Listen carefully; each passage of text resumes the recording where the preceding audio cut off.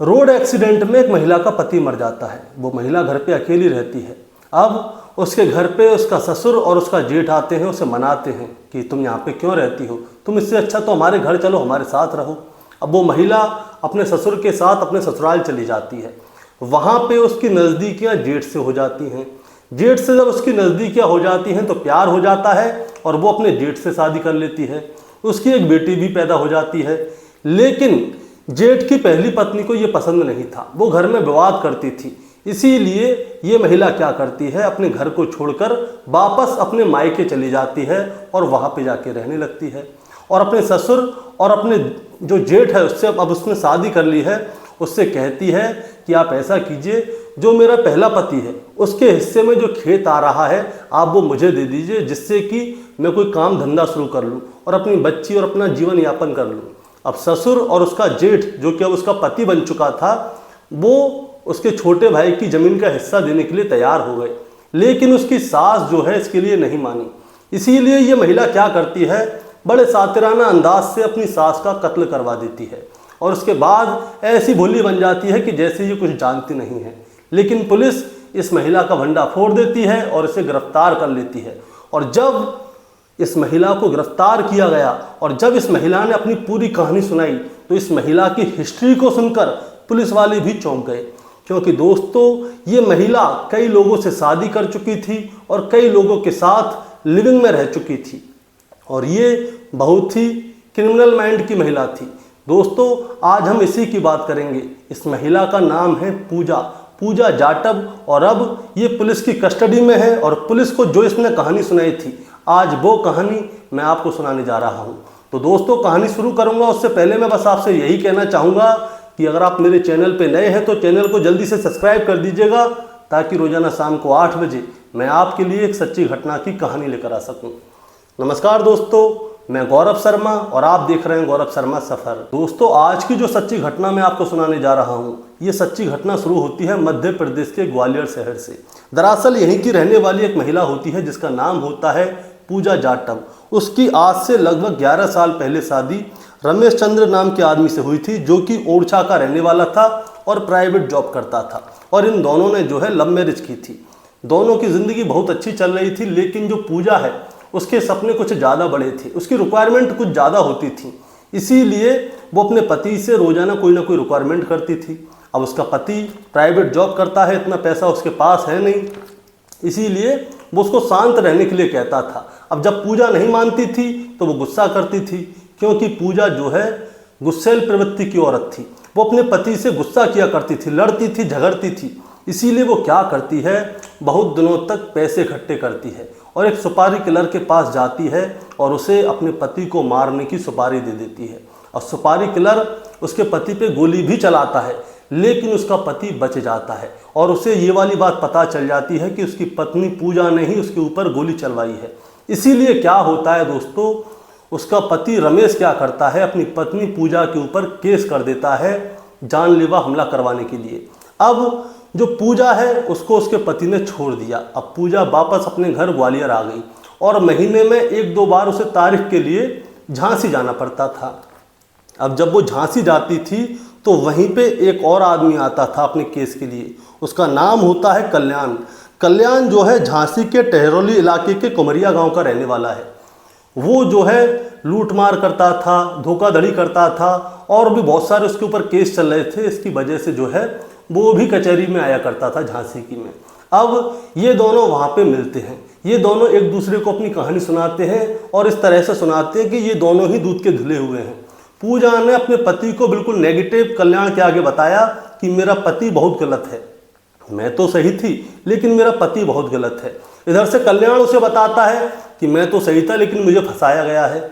इसीलिए क्या होता है, इन दोनों के बीच में हो जाती है दोस्ती और दोस्ती के बाद इन दोनों में प्यार हो जाता है। और प्यार होने के बाद कल्याण जो है कोर्ट में ही बैठा बैठा पूजा से कहता है कि आज के बाद हम दोनों एक साथ रहेंगे और मैं तुम्हें जीवन में कभी छोड़ूंगा नहीं, मैं तुमसे प्यार करता हूँ, क्या तुम मेरे साथ रहोगी?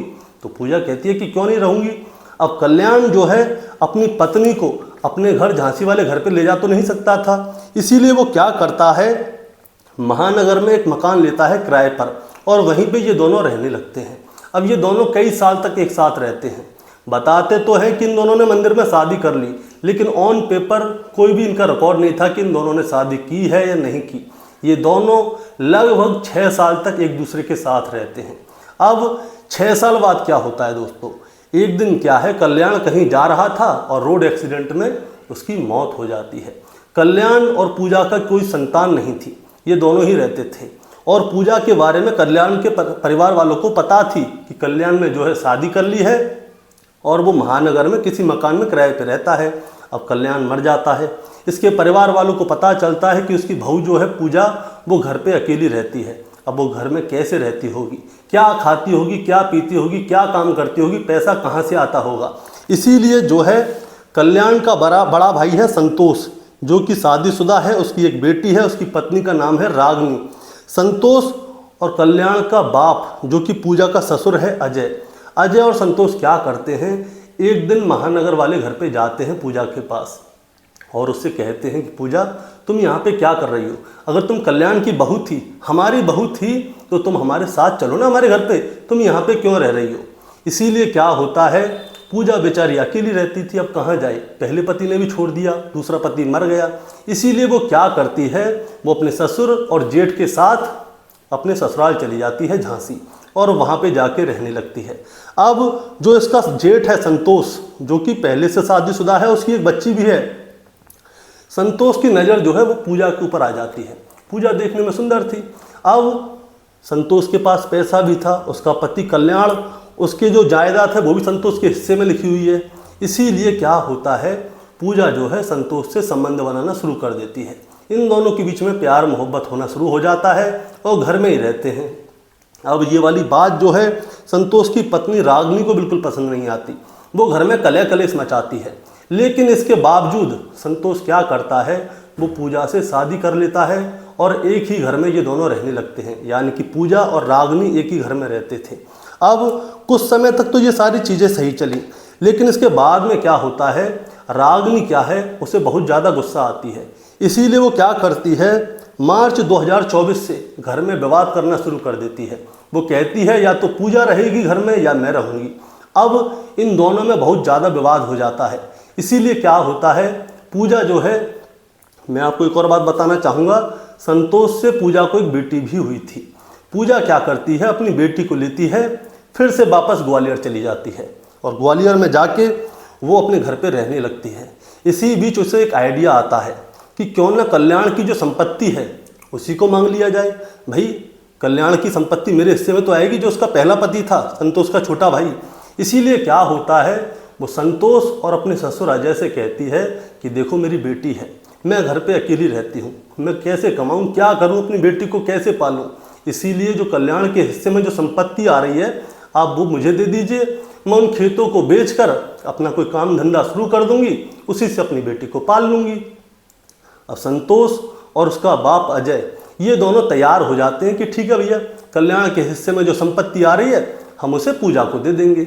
इसके बाद क्या होता है, पूजा जो है वो झांसी जाती है दोबारा से अपने ससुराल, और जब वो ससुराल जाती है तो वहाँ पे उसे उसकी सास मिलती है सुशीला देवी।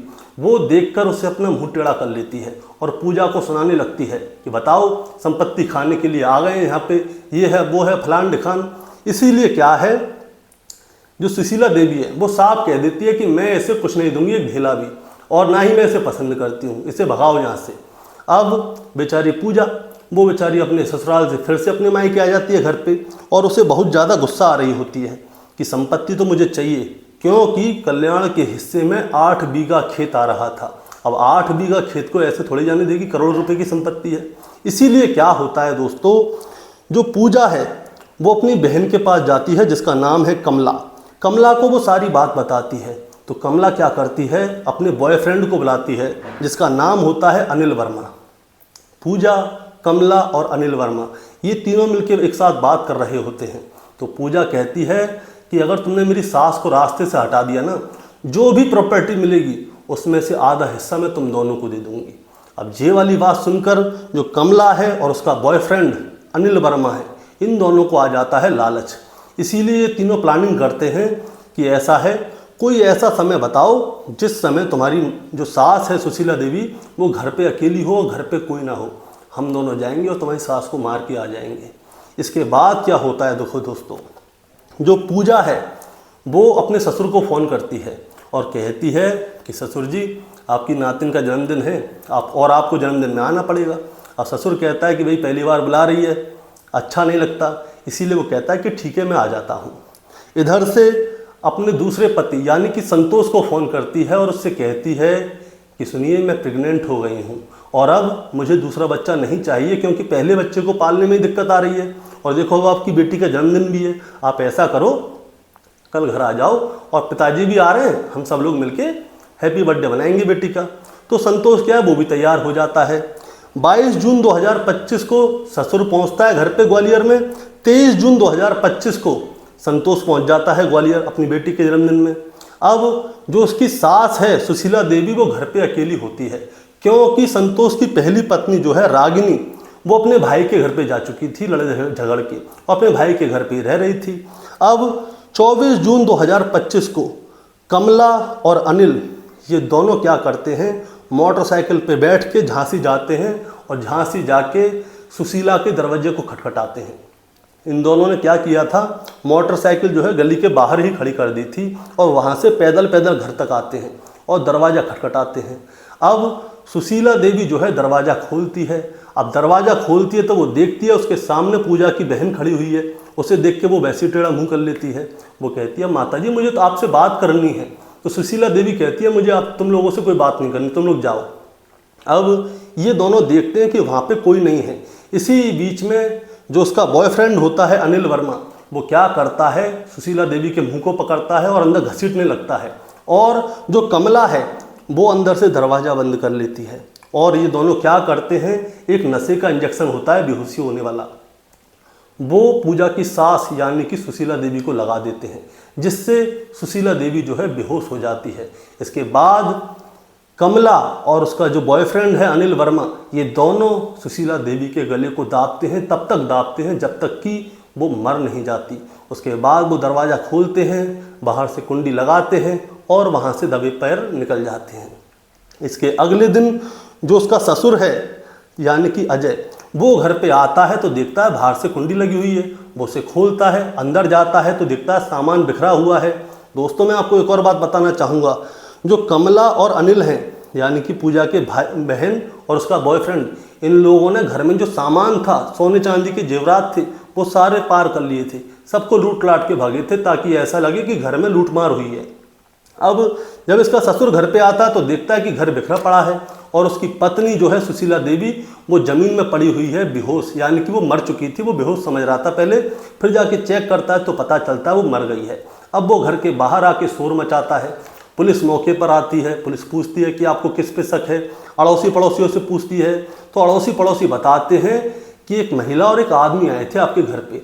अब जैसे ही महिला और आदमी का नाम सुनते हैं तो जो ससुर होता है उससे सीधा शक होता है संतोष की पहली पत्नी के ऊपर यानी कि रागिनी के ऊपर। उन्होंने कहा कि रागिनी जो है वो हमारे यहाँ से लड़के गई है, वो अपने भाई के घर पे गई है, जरूर रागिनी और उसका भाई ही आया है पीछे से, उसी ने सुशीला की हत्या की है। तो पुलिस वाले पूछते हैं जब रागिनी अपने घर पे थी तो आप दोनों कहाँ थे? तो ये दोनों बताते हैं कि हम अपनी छोटी बहू के यहाँ पे थे। पुलिस वाले पूछते हैं आपकी छोटी बहू भी है, वो कहाँ रहती है? ये बताते हैं वो ग्वालियर में रहती है। पुलिस वालों को थोड़ा शक होता है। वो कहते हैं कि जब उसकी सास मर गई है तो छोटी बहू देखने क्यों नहीं आई है? अब पुलिस वालों को जो है पूजा के ऊपर होता है शक, क्योंकि रागिनी और उसका भाई शाम को ही थाने पहुंच जाते हैं। वो कहते हैं कि सर हमने कुछ भी नहीं किया, आप जैसे चाहे वैसे हमारे बारे में जानकारी ले सकते हैं, हम ईमानदार हैं, हम तो सासू माँ से हमने फ़ोन पे भी बात नहीं की, हम उनको मार कैसे सकते हैं। पुलिस वाले उनकी कॉल डिटेल निकलवाते हैं, अड़ोस पड़ोस में पूछते हैं तो पता चलता है ये दोनों घर पे ही होते हैं। लेकिन पूजा घर पे नहीं आई, इसीलिए पुलिस को जो है पूजा के ऊपर होता है शक। तो पुलिस वाले क्या करते हैं, पूजा की कॉल डिटेल निकलवाते हैं उस दिन की जिस दिन सुशीला देवी की हत्या की गई थी। और उस दिन जो है उसने सबसे ज़्यादा फ़ोन पे बात की थी अपनी बहन कमला और उसके बॉयफ्रेंड अनिल से। अब पुलिस क्या करती है, कमला और अनिल के नंबर को सर्विलांस पे डालती है और ये देखते हैं जिस समय सुशीला देवी की हत्या हुई थी वो दोनों कहाँ थे। तब पता चलता है जिस समय पे सुशीला देवी की हत्या हुई थी उस समय पे कमला और जो उसका बॉयफ्रेंड है अनिल, वो दोनों सुशीला देवी के घर पे ही मौजूद थे। पुलिस तुरंत इन तीनों को पकड़ती है और इन तीनों को सामने बैठाती है और इनसे पूरी कहानी सुनती है। और जो कहानी मैंने आपको सुनाई है दोस्तों, वही कहानी पूजा ने पुलिस को सुनाई थी। दोस्तों, इस कहानी को सुनाने का मतलब आपको परेशान करना या विचलित करना बिल्कुल नहीं है, बस आपको बताना है और जताना है। जिस महिला के ऊपर कल्याण ने भरोसा किया था, महिला उसको कचहरी में मिली थी, उसके ऊपर पहले से केस चल रहा था और कल्याण भी गलत प्रवृत्ति का आदमी था। अब यहाँ पे सभी लोग एक एक करके गलत थे। कल्याण गलत था, पूजा गलत थी, पूजा का जेठ संतोष गलत था, सब गलत थे। और जहाँ पे सब गलत होते हैं वहाँ पे किसी न किसी की तो बलि जाती है, मतलब कि कुछ ना कुछ तो गलत होता ही है। और गलत हुआ यहाँ पे सुशीला देवी के साथ, जो कि बिल्कुल सही थी। अब पूजा ने सुशीला देवी की हत्या कर दी है, पूजा चली गई है जेल। उसकी जो बच्ची है उसे पालने की जिम्मेदारी संतोष ने ले ली है। दोस्तों, आपका क्या कहना है इस कहानी के बारे में, आप ज़रा हमें कमेंट में बताएं। चैनल पे नए हैं तो सब्सक्राइब करके जाएं, ताकि रोजाना शाम को 8 बजे मैं आपके लिए एक सच्ची घटना की कहानी लेकर आ सकूं। नमस्कार।